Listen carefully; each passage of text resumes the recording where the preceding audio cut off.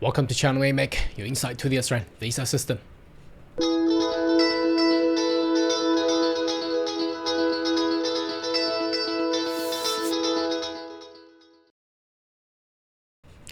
Good day everyone, my name is Carl Young, your online YouTube visa consultant. Are you interested about migrating to Australia? Why don't you consider to subscribe to my channel and turn on the bell on the side, so once we have all the updates and news, be the first one getting all the insight.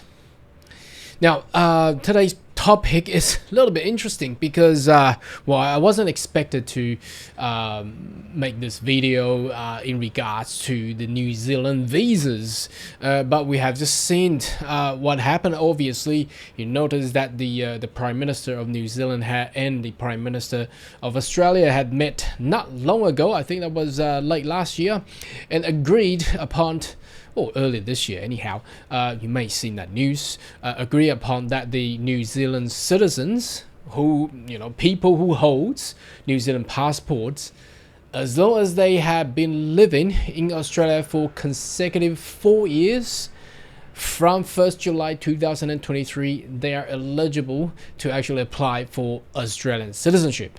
Now, that means they don't need to go through the subclass 189 to become a permanent resident of Australia and then to apply to become a citizen of Australia. So that was 2 steps. Well, by the way, if you have followed my channel long enough, the program that the New Zealand citizen required to go through to become a permanent resident was observed.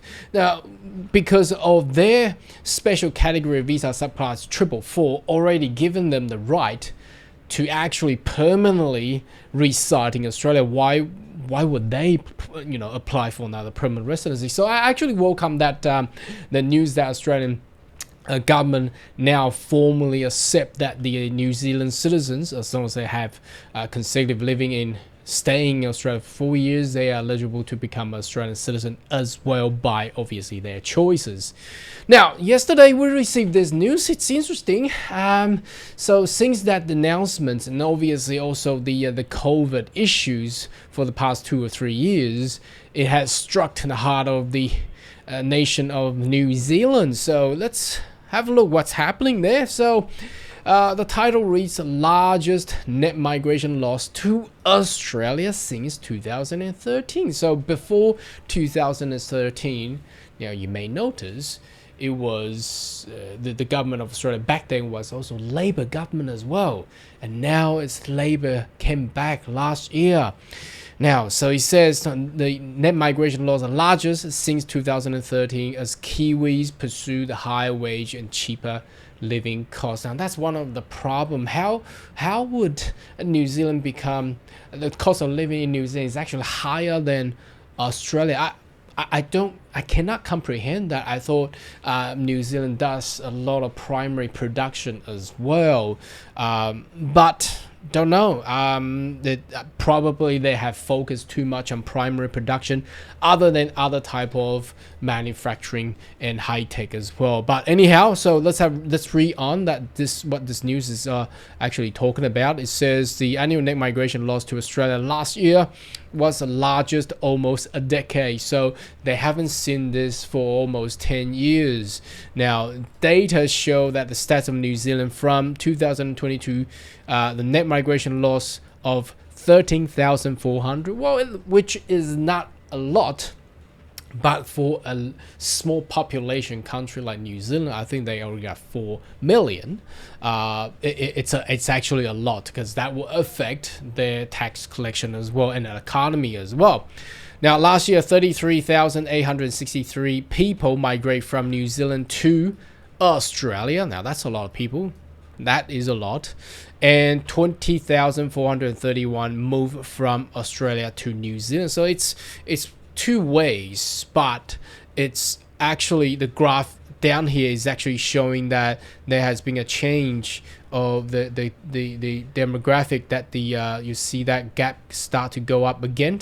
Now back then in 2012, you see that the biggest gap that was between that was actually when Australia was under Labor government as well. So seems to be this gap is gonna, if it goes back to the previous historical data, will they go up there?